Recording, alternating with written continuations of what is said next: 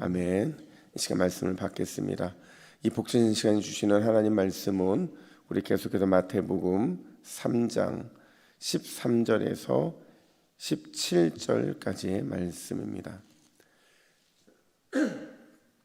마태복음 3장 13절에서 17절까지의 말씀, 하나님이 기억하는 일꾼이라는 제목으로 오늘 말씀을 받겠습니다.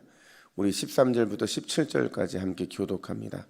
이때에 예수께서 갈릴리로부터 요단강에 이르러 요한에게 세례를 받으려 하시니 요한이 말려 이르되 내가 당신에게서 세례를 받아야 할 터인데 당신이 내게로 오시나이까. 예수께서 대답하여 이르시되 이제 허락하라. 우리가 이와 같이 하여 모든 의를 이루는 것이 합당하니라 하시니 이에 요한이 허락하는지라. 예수께서 세례를 받으시고 곧 물에서 올라오실새 하늘이 열리고 하나님의 성령이 비둘기같이 내려 자기 위에 임하심을 보시더니, 함께 읽습니다. 하늘로부터 소리가 있어 말씀하시되 이는 내 사랑하는 아들이요 내 기뻐하는 자라 하시니라. 아멘. 여러분, 나비 효과라는 거 아시죠? 이게 뭐냐면 이 작은 행동 하나가 나중에 큰 사건, 큰 결과를 불러올 수 있다라는 게 바로 이 나비 효과인데요. 예를 들면 이런 겁니다.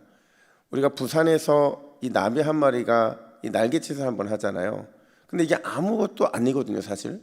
근데 어떻게 보면 이 아주 미세한 움직임이 한 달 후에 뭐 북경이라든지 아니면 미국이라든지 이런 곳에서 폭풍우를 몰아치게 만들 수도 있다라는 거예요. 이게 과학적으로 증명이 된 겁니다. 그러니까 사실 우리가 믿는 삶이 그래요. 그러니까 나비 효과를 불러일으킬 정도로 우리 성도들의 삶이 굉장히 중요하다라는 거예요. 우리의 말 한마디, 우리의 행동 하나가 몇 시간 후 아니면 며칠 후에 어마어마한 결과를 초래할 수 있다는 거죠. 그만큼 우리 믿는 자들의 말과 행동에 그만큼의 영향력이 있다는 걸 보여주는 겁니다. 왜 그러느냐? 그 이유에 대해서 고린도전서 4장 1절은 이렇게 말을 해요. 우리 한번 같이 읽어볼까요? 시작. 사람이 마땅히 우리를 그리스도의 일꾼이요 하나님의 비밀을 맡은 자로 여길지어다. 아멘. 여러분, 하나님의 비밀을 맡았다라는 것은요, 바꿔 말하면 우리 안에 하나님의 말씀이 계신다라는 것을 의미하는 겁니다. 하나님 말씀이 우리 안에 계시기 때문에 늘 우리는 우리의 말과 행동을 신중해야 되고 또 중요하게 여겨야 된다라는 거예요. 오늘 본문을 보시면 등장인물 딱 두 사람입니다. 한 사람은 세례 요한이고 한 사람은 예수님이세요.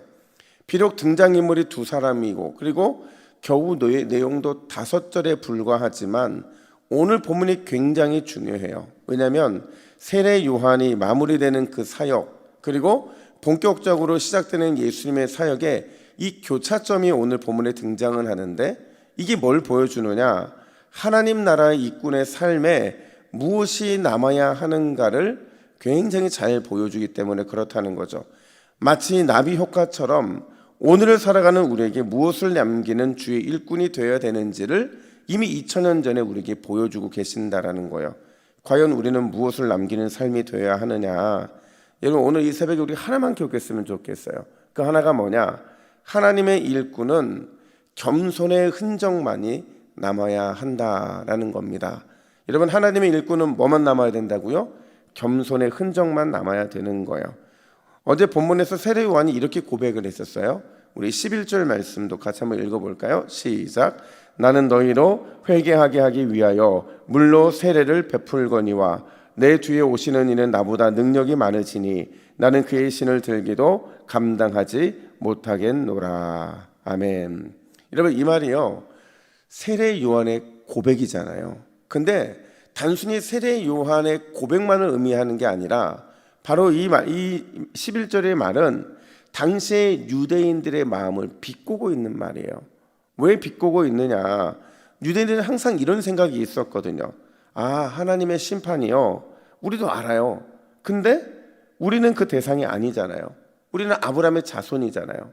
그러니까 늘 그들의 마음에는 이런 교만함이 있었기 때문에 이 마음을 지금 세례 요한이 대변하고 있는 거죠. 그런 그들을 향해 뭐라고 세례 요한이 자신을 대변하느냐? 자신은 아무것도 아니라는 거예요. 스스로를 낮추는 거죠. 사실 당대 최고의 인기를 누렸던 선지자였거든요. 그리고 가장 존경받고 인정받는 사역자였는데 그런 자신도 이제 시작될 예수님의 사역 앞에서는 아무것도 아니라는 고백을 하고 있는 거예요.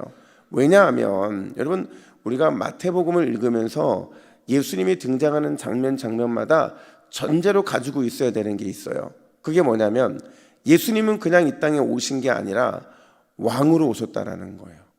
왕으로 오셨는데 이 그냥 왕이 아니라, 이 땅의 왕이 아니라 온 세상의 통치자이신 왕이 오셨기 때문에 세례 요한은 자신의 그 어떤 위대한 일도 또 그 어떤 능력 있는 사역도 예수님 앞에서는 절대 자랑할 것도 없고 내세울 것도 없다는 것을 스스로 인정하고 있기 때문에 그렇다는 거죠. 이게 유대인들과 다른 점이었다는 거예요. 여러분, 오늘 본문도 그렇습니다. 예수님께서 왕으로서 본격적인 사역을 시작하시기 전에 세례 요한에게 세례를 받으러 오시는데요. 여러분, 거리를 먼저 보세요. 예수님이 어디에서 출발했느냐? 갈릴리에서 출발을 하세요. 그리고 어디까지 오세요? 요단강까지 오십니다. 꽤 먼 거리예요. 꽤 먼 거리를 예수님이 세례 요한에게 세례를 받기 위해 오고 계신 거죠. 그러면서 요청을 해요. 뭐라고 요청하느냐? 나에게 세례를 베풀라, 이렇게 요청하시죠. 이거에 대해서 요한이 뭐라고 반응하냐면 14절 보세요. 14절도 같이 있습니다. 시작. 요한이 말려 이르되 내가 당신에게 세례를 받아야 할 터인데 당신이 내게로 오시나이까. 여러분, 요한이 말렸대요. 이 말렸다는 게 그냥 예의상 우리 그럴 때 있잖아요. 괜찮아요, 저는 안 해도 괜찮아요. 이 거절, 그냥 일반적인 거절의 의미가 아니라 강력하게 부인하면서 밀어내는 이런 거절의 태도, 이걸 바로 거절이라는 이 단어를 쓰고 있거든요. 그거 왜 거절했느냐? 앞에서 고백했던 것처럼 왕이신 예수님 앞에서 예수님의 신발도 들고 다닐 자격이 없는 사람, 그게 자신이라는 것을 그는 분명하게 알고 있었고, 그래서 완강하게 거절을 하고 있는 거죠. 여러분, 어쩌면요, 세례 요한에게 있어서 이번에는 기회일 수 있었어요. 자신의 이름이 더 많이 알려질 기회일 수 있었고, 자신의 존재의 가치를 더 높일 수 있는 기회일 수 있었다는 거죠. 그럼에도 스스로 왜 이 좋은 기회를 포기했느냐? 그의 마음에 있지 않는 한 가지가 있었어요. 그게 뭐냐면 예수님은 왕이시다라는 거예요. 그 왕이신 예수님이 내 앞에 계시기에 나는 항상 하나님의 사역자로서 겸손하고 또 겸손해야 된다. 높일 자를 높이고 경배할 자를 경배하겠다라는 그 마음이 요한의 마음에서는 떠나지 않았다라는 거예요. 여러분, 우리가 언제 시험에 드는 줄 아세요? 예수님이 우리의 왕이시라는 사실을 잊어버리면 시험에 듭니다. 우리가 언제 높아지느냐? 우리가 늘 왕이신 예수님 앞에 서 있다는 사실을 놓칠 때 우리는 늘 왕이 되는 경우들이 있다는 거예요. 그러면 괜히 서운해져요. 그리고 우리는 괜히 거기에 걸려 넘어질 때가 많이 있다는 거죠. 요한도 그걸 알았어요. 내가 주의 길을 예비하러 이 땅에 먼저 보냄받은 자라는 사실은요, 늘 왕 앞에 살아가고 있다는 사실을 잊지 않았다는 것이고요, 하나님의 사역자로서 겸손하고 또 겸손해야 된다는 늘 그 마음을 잊지 않았기 때문에 그런 거예요. 그런 세례 요한을 하나님께서는 기억하셨고 하나님 나라의 가장 칭찬받는 사역자, 그 사역자로 기억하고 계셨다는 사실을 우리는 잊지 말아야 된다는 거죠. 근데 여러분, 여기서 주목해야 될 더 중요한 장면이 있어요. 그건 뭐냐면 바로 예수님인데요. 여러분, 예수님은 거절하는 요한에게 굳이 세례를 받으세요. 근데 늘 이런 고민이 있잖아요. 아니, 예수님은 죄인도 아니신데 왜 세례를 받으셨을까? 죄사함의 세례가 필요 없으신 그분이 굳이 죄인처럼 세례 요한에게 와서 세례를 받으신 이유가 무엇일까? 여러분, 그 이유는요, 예수님께서 죄인을 구원하시기 위해서 스스로 죄인의 모습이 되셔야 했기 때문에 그렇다는 거죠. 바꿔 말하면 왕이신 예수님이 친히 죄인의 자리에 내려가신 거라는 거예요. 그래서 세례를 받으신 거죠. 이게 성육신의 이유라는 거예요. 근데 놀랍게도요, 그 예수님의 이 겸손하심, 그리고 우리의 죄를 대신하시기 위해 죄인의 자리에 가신 그 모습으로 세례 받으신 이후에 어떤 일이 벌어졌느냐? 우리 16절 말씀도 같이 읽습니다. 16절입니다. 시작. 예수께서 세례를 받으시고 곧 물에서 올라오실새 하늘이 열리고 하나님의 성령이 비둘기처럼 내려 자기 위에 임하심을 보시더니. 아멘. 이런 뭐가 이상할까요? 왜 하필이면 하늘이 열렸는데 비둘기가 내려왔을까요? 왜 비둘기였을까요, 여러분? 비둘기가 온 이유는요, 우리가 레위기 하면서 했어요. 여러분, 레위기에서 5대 제사를 드렸잖아요. 근데 여러분, 이 제사들을 드릴 때에 가난하고 형편이 좋지 못한 사람들을 그 사람들이 드렸던 제물이 뭐였죠? 비둘기였어요. 제사에서 가난하고 형편이 좋지 못한 사람들이 드렸던 게 비둘기였다는 거죠. 그러니까 성령이 비둘기처럼 임했다는 건 뭐냐면, 예수님께서 세상을 구원하시기 위해서 제물 중에서도 또 그 제물 중에서도 가장 낮은 동물인 비둘기와 같은 제물이 되셨음을 보여주고 계신 거예요. 왕이 이 땅에서 그 사역을 시작함에 있어서 겸손하셨고 희생하셨고 낮아지심을 친히 즐거이 그렇게 되셨다라는 사실을 우리에게 보여주시기 위해서 바로 이 비둘기 같은 제물의 모습이 되심을 오늘 본문은 보여주고 있는 겁니다. 사랑하는 여러분, 오늘 우리가 남겨야 하는 것 오직 겸손뿐인 줄로 믿습니다. 기도의 응답을 경험했으면 겸손하셔야 돼요. 사역에 충만한 풍성한 열매를 경험했으면 이건 역시도 겸손해야 됩니다. 특별한 은사를 받았으면 겸손해야 되고, 받은 특별한 은총이 있으면 그건 역시도 겸손하고 또 겸손해야 된다라는 거예요.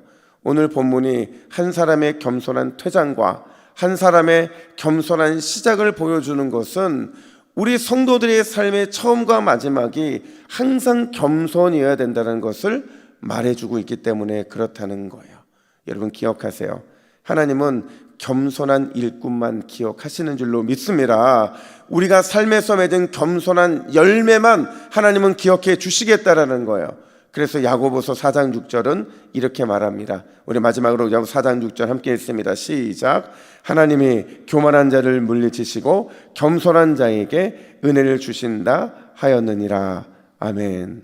오늘 이 새벽에 바로 이 야고보 4장 6절의 말씀을 기억하면서 겸손한 자에게 주시는 은혜를 풍성히 드리는 저와 여러분 되기를 예수님의 이름으로 축복합니다. 아멘. 우리 화면 보시고 함께 기도의 제목을 읽습니다. 시작. 주여, 오늘도 주님을 본받아 오직 겸손함으로 살아가게 하옵소서. 죄인인 내가 은혜로 구원받았음을 잊지 않고 서로 겸손으로 섬기기를 기뻐하게 하옵소서. 아멘. 함께 기도하겠습니다. 하나님 아버지, 오늘 우리가 이 새벽에 세례 요한과 예수님의 겸손의 교차점에서 우리가 어떠한 겸손의 흔적을 남겨야 하는지를 보게 하시니 감사합니다. 하나님, 우리가 가는 곳곳마다, 우리가 맞이하는 환경들마다 늘 우리가 겸손의 모습으로 나아가서 왕이신 하나님을 모신 자다운 참된 제자의 삶을 살아낼 수 있도록 우리를 붙잡아 주시옵소서. 오직 겸손함으로 나아갔을 때 하나님이 기억해 주시는 줄로 믿습니다. 우리가 겸손할 때 하나님 나라의 역사가 우리에게 더 풍성한 은혜를 주시는 줄로 믿습니다. 우리가 이 사실을 기억하고 처음과 마지막에 항상 겸손함으로 나아가는 우리 모든 동부교회 새벽 기도자들 될 수 있도록 인도하여 주시옵소서. 감사드리며 예수님의 이름으로 기도하옵나이다. 아멘.